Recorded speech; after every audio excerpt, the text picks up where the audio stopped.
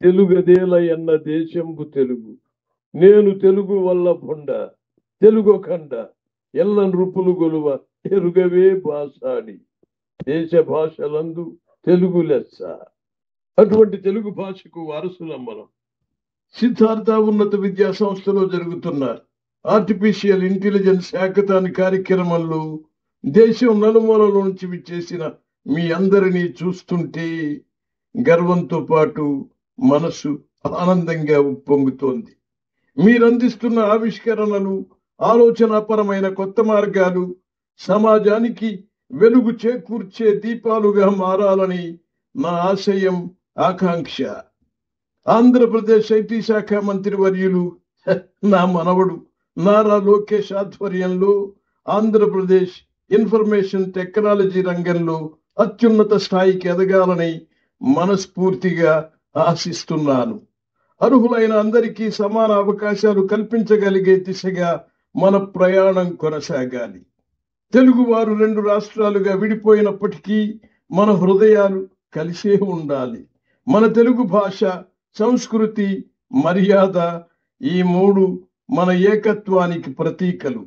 మనం మన వ్యక్తిత్వం, గౌరవం, అభివృద్ధి కోసం కలిసికట్టుగా పనిచేయాలి.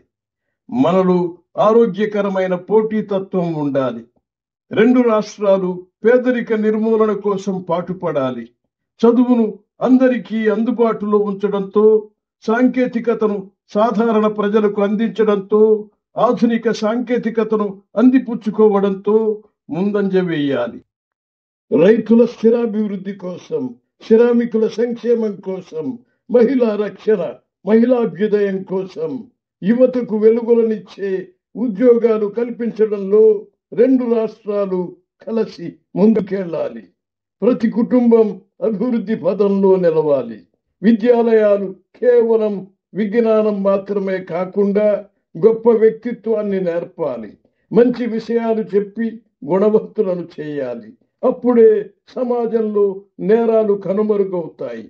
ఉమ్మడి రాష్ట్ర ముఖ్యమంత్రిగా ఆనాడు నారా చంద్రబాబు నాయుడు గారు విజన్ 2020తో భాగ్యనగరాన్ని విశ్వనగరంగా తీర్చిదిద్దారు.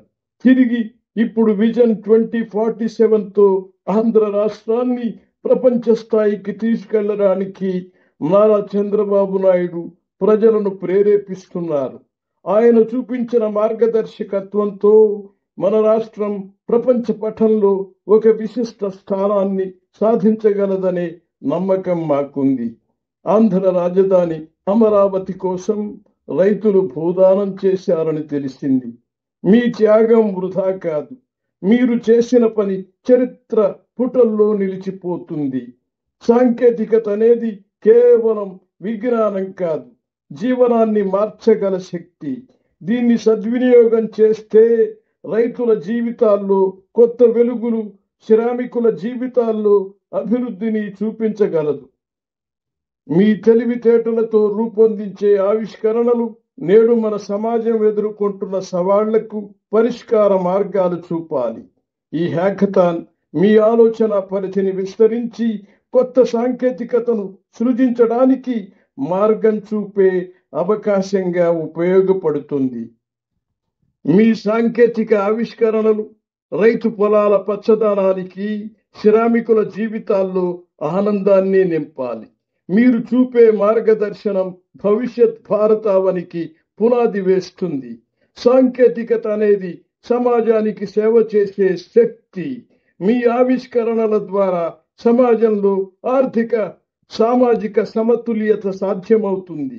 మీ కృషితో రైతు పొలాల్లో పసిడి పంటలు పండాలని, ఆటపాటలతో నిండిన గ్రామాలు నిర్మాణం అవ్వాలని నా ఆకాంక్ష. తెలుగు జాతి గర్వకారణంగా మీ విజ్ఞాన కృషి భవిష్యత్ భారతాన్ని సంకల్పం నుండి సాకారం చేసే దిశగా ముందుకు నడిపిస్తుందని నమ్ముతున్నాను. జై తెలుగు తల్లి.